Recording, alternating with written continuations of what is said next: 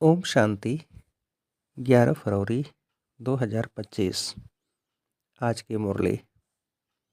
मीठे बच्चे, तुम्हें भगवान पढ़ाते हैं। तुम्हारे पास हैं ज्ञान रत्न। इन्हीं रत्नों का धंधा तुम्हें करना है। तुम यहाँ ज्ञान सीखते हो, भक्ति नहीं।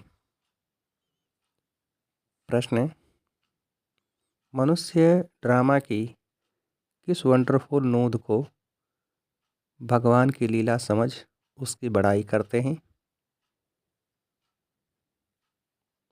उत्तर है, जो जिसमें भावना रखते उन्हें उसका साक्षात्कार हो जाता है, तो समझते हैं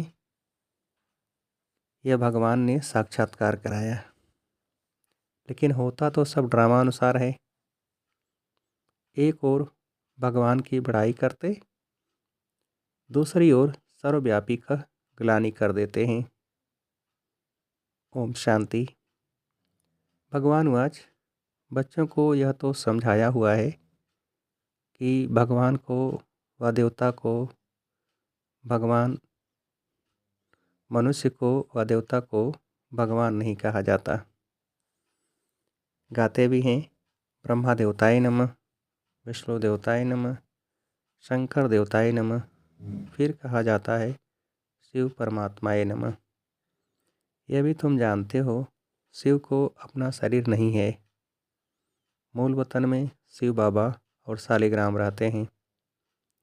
बच्चे जानते हैं कि अभी हम आत्माओं को बाप पढ़ा रहे हैं, और जो भी सत्संग है वास्तव में वह कोई सत का संग है नहीं।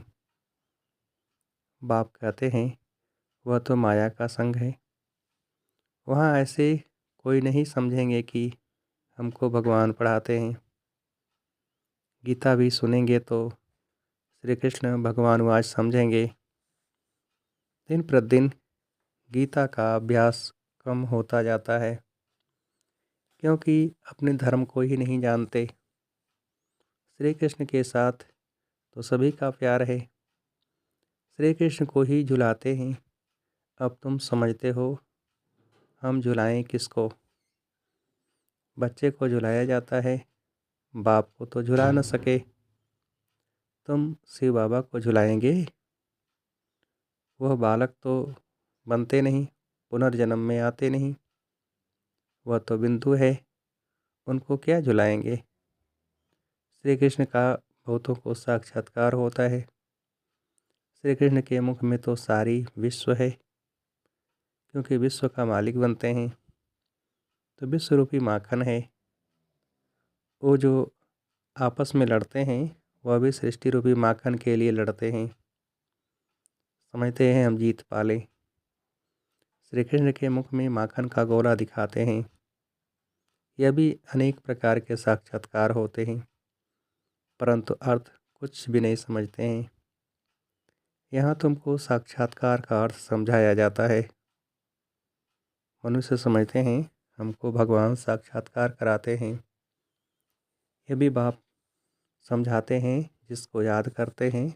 समझो कोई श्री कृष्ण की नवधा भक्ति करते हैं तो अल्पकाल के लिए उनकी मनोकामना पूरी होती है। यह भी ड्रामा में नूद है। ऐसे नहीं कहेंगे कि भगवान ने साक्षात्कार कराया। जो जिस भावना से जिसकी पूजा करते हैं उनको वह साक्षात्कार होता है। यह ड्रामा में नूद है। यह तो भगवान की बड़ाई की है कि वह साक्षात्कार कराते हैं। एक तरफ इतनी बड़ाई भी करते, दूसरी तरफ फिर कह देते पत्थर टिक्कर में भगवान है। कितनी अंदर श्रद्धा की भक्ति करते हैं। समझते हैं बस श्री कृष्ण का साक्षात्कार हुआ, श्री कृष्णपुरी में हम जरूर जाएंगे। परंतु श्री कृष्णपुरी आए कहाँ से? यह सब राज बाप तुम बच्चों को अब समझाते हैं। श्री कृष्णपुरी की स्थापना हो रही है। यह है कंसपुरी। कंस, अकासुर, बकासुर, कुंभकर्ण, रावण, यह सब असुरों के नाम हैं। शास्त्रों में क्या क्या बैठ लिखा है। यह भी समझाना है कि गुरु दो प्रकार के हैं। एक है भक्ति मार्ग के गुरु, वो भक्ति ही सिखलाते हैं। यह बाप तो है ज्ञान का सागर, इनको सतगुरु कहा जाता है। यह कभी भक्ति नहीं सिखलाते, ज्ञान ही सिखलाते हैं। मनुष्य तो भक्ति में कितना खुश होते हैं, जहाज बजाते हैं। बनारस में तुम देखेंगे सब देवताओं के मंदिर बना दिए हैं। यह सब है भक्ति मार्ग की दुकानदारी, भक्ति का धंधा। तुम बच्चों का धंधा है ज्ञान रत्नों का, इनको भी व्यापार कहा जाता है।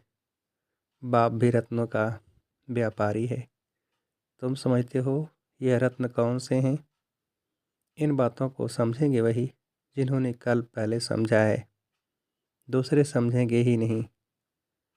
जो भी बड़े बड़े हैं वह पिछाड़ी में आकर समझेंगे। कन्वर्ट भी हुए हैं ना। एक राजा जनक की कथा सुनाते हैं। जनक फिर अनुजनक बना।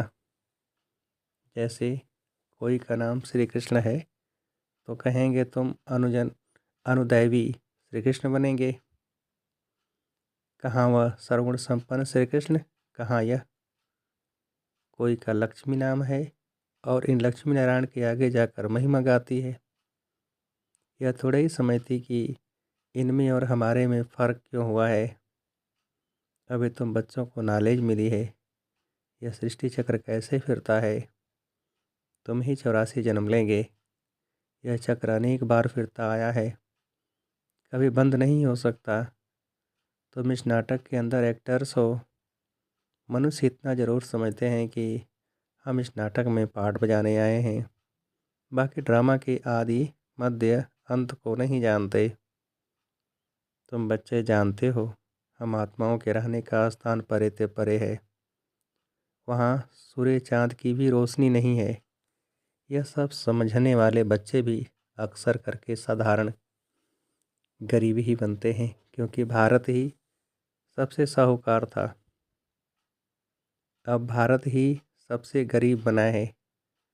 सारा खेल भारत पर है। भारत जैसा पावन खंड और कोई होता नहीं। पावन दुनिया में पावन खंड होता है और कोई खंड वहाँ होता ही नहीं। बाबा ने समझाया है यह सारी दुनिया एक बेहद का आइलैंड है, जैसे लंका टापू है। दिखाते हैं रावण लंका में रहता था। अभी तुम समझते हो रावण का राज्य तो सारी बेहद की लंका पर है। यह सारी सृष्टि समुद्र पर खड़ी है। यह टापू है, इस पर रावण का राज्य है। यह सब सीताएं रावण की जेल में हैं।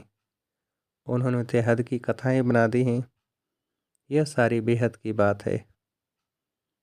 बेहद का नाटक है, उसमें ही फिर छोटे छोटे नाटक बैठ बनाए हैं। यह बायोस्कोप आदि भी अभी बने हैं, तो बाप को भी समझाने में सहज होता है। बेहद का सारा ड्रामा तुम बच्चों की बुद्धि में है।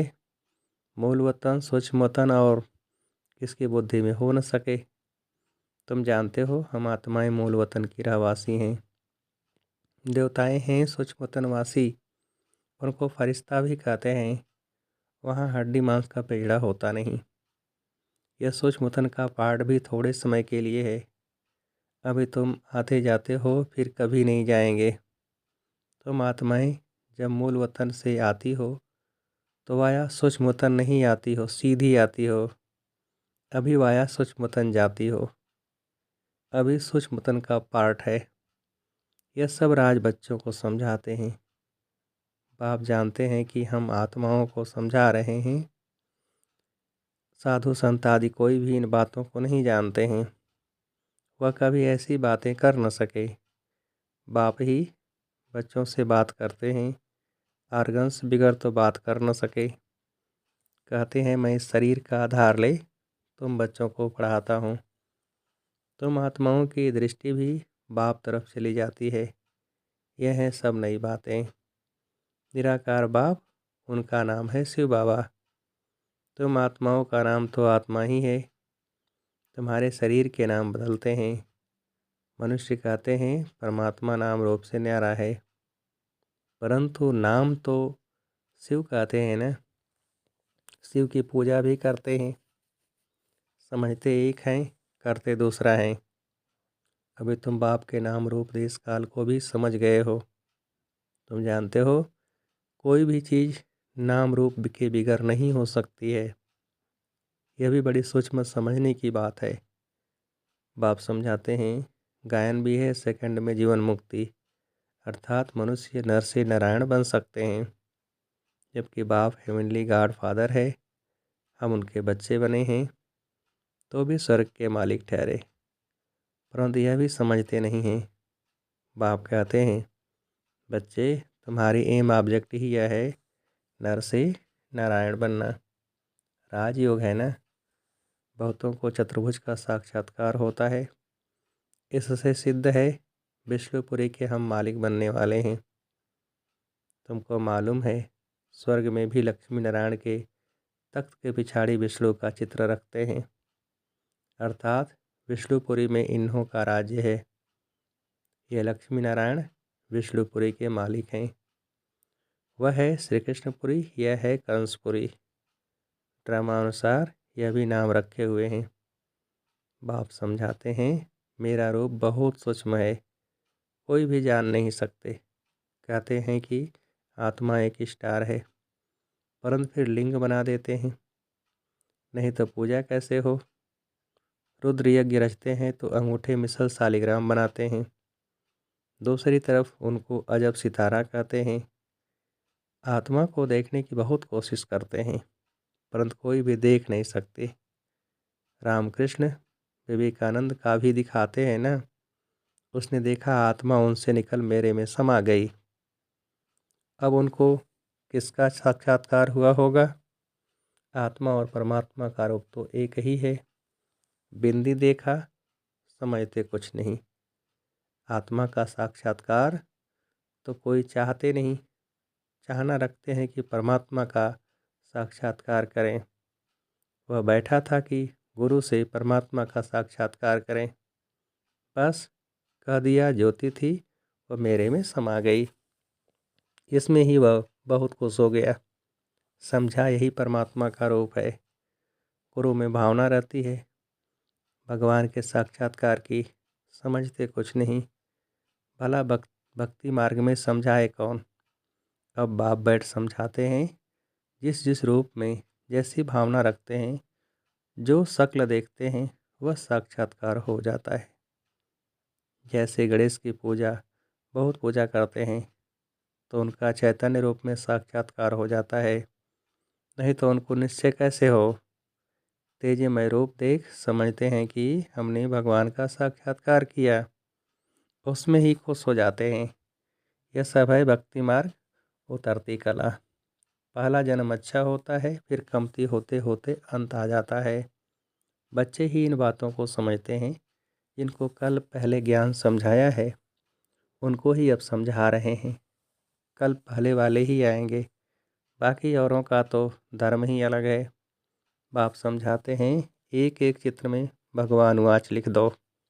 बड़ा युक्ति से समझाना होता है। भगवान वाच है ना, यादव कौरव और पांडव क्या करत भय, उसका यह चित्र है। पूछो तुम बताओ अपने बाप को जानते हो। नहीं जानते हो तो वजह बाप से प्रीत नहीं है ना, तो विपरीत बुद्धि ठहरे। बाप से प्रीत नहीं तो विनाश हो जाएंगे। प्रीत बुद्धि विजयंती सत्यमेव जयते, इनका अर्थ भी ठीक है। बाप की याद ही नहीं तो विजय पा नहीं सकते। अभी तुम सिद्ध कर बतलाते हो। गीता शिव भगवान ने सुनाई है, उसने ही राजयोग सिखाया ब्रह्मा द्वारा। यह तो श्री कृष्ण भगवान की गीता समझकर कसम उठाते हैं। उनसे पूछना चाहिए, श्री कृष्ण को हाजिर नाजिर जानना चाहिए, वह भगवान को। कहते हैं ईश्वर को हाजिर नाजिर जान सच बोलो। रोला हो गया ना, तो कसम भी झूठा हो जाता। सर्विस करने वाले बच्चों को गुप्त नशा रहना चाहिए। नशे से समझाएंगे तो सफलता होगी। तुम्हारी यह पढ़ाई भी गुप्त है, पढ़ाने वाला भी गुप्त है। तुम जानते हो हम नई दुनिया में जाकर यह बनेंगे। नई दुनिया स्थापन होती है महाभारत लड़ाई के बाद। बच्चों को अब नॉलेज मिली है, वह भी नंबरवार धारण करते हैं। योग में भी नंबरवार रहते हैं, यह भी जांच रखनी चाहिए। हम कितना याद में रहते हैं। बाप कहते हैं, यह भी तुम्हारा पुरुषार्थ भविष्य 21 जन्मों के लिए हो जाएगा। अभी फेल हुए तो कल्प कल्पांतर फेल होते रहेंगे, ऊंच पद नहीं पा सकेंगे। पुरुषार्थ करना चाहिए ऊंच पद पाने का। ऐसे भी कई सेंटर्स पर आते हैं जो बेकार में जाते रहते हैं और फिर सेंटर्स पर आते रहते हैं। समझते हैं ईश्वर तो सब देखता है, जानता है। अब बाप को क्या पड़ी है जो अब बैठ देखेगा। तुम झूठ बोलेंगे, विकर्म करेंगे तो अपना ही नुकसान करेंगे। यह तो तुम भी समझते हो। काला मुंह करता हूँ तो ऊंच पद पा नहीं सकूँगा। बाप ने जाना तो भी बात तो एक ही हुई। उनको क्या दरकार पड़ी है। अपने दिल खानी चाहिए। मैं ऐसा कर्म करने से दुर्गति को पाऊँगा। बाबा क्यों बतावे। ड्रामा, हाँ ड्रामा में है तो बतलाते भी हैं। बाबा से छिपाना गोया अपनी सत्यानाश करना है। पावन बनने के लिए बाप को याद करना है। तुमको यही फुरना रहना चाहिए कि हम अच्छी रीति पढ़कर ऊंच पद पावें। कोई मरा व जिया, उनका फुरना नहीं। फुरना यानी फिक्र रखना है कि बाप से वर्षा कैसे लेवें। तो किसको भी थोड़े में समझाना है। अच्छा, मीठे मीठे से खेलते बच्चों प्रति माता पिता बाप दादा का याद प्यार और गुड मॉर्निंग। रूहानी बाप की रूहानी बच्चों को नमस्ते। हम रूहानी बच्चों की रूहानी बाप को नमस्ते। धारणा के लिए मुख्य सार, पहली पॉइंट, गुप्त नशे में रहकर सर्विस करनी है। ऐसा कोई कर्म नहीं करना है जो दिल खाती रहे। अपनी जांच करनी है कि हम कितना याद में रहते हैं। दूसरी पॉइंट, सदा यही फिक्र रहे कि हम अच्छी रीति पढ़कर ऊंच पद पाएं। कोई भी विकर्म करके झूठ बोलकर अपना नुकसान नहीं करना है। वरदान, मनमना भव के महामंत्र द्वारा सर्व दुखों से पार रहने वाले सदा सुख स्वरूप भव। विस्तार, जब किसी भी प्रकार का दुख आए तो मंत्र ले लो, जिससे दुख भाग जाएगा। स्वप्न में भी जरा भी दुख का अनुभव न हो। तन बीमार हो जाए, धन नीचे ऊपर हो जाए, कुछ भी हो, लेकिन दुख की लहर अंदर नहीं आनी चाहिए। जैसे सागर में लहरें आती हैं और चली जाती हैं, लेकिन जिन्हें उन लहरों में लहराना आता है वह उसमें सुख का अनुभव करते हैं। लहर को जंप देकर ऐसे क्रॉस करते हैं जैसे खेल कर रहे हैं। तो सागर के बच्चे सुख स्वरूप हो, दुख की लहर भी न आए। स्लोगन, हर संकल्प में दृढ़ता की विशेषता को प्रैक्टिकल में लाओ तो प्रत्यक्षता हो जाएगी। हर संकल्प में दृढ़ता की विशेषता को प्रैक्टिकल में लाओ तो प्रत्यक्षता हो जाएगी। अच्छा, ओम शांति।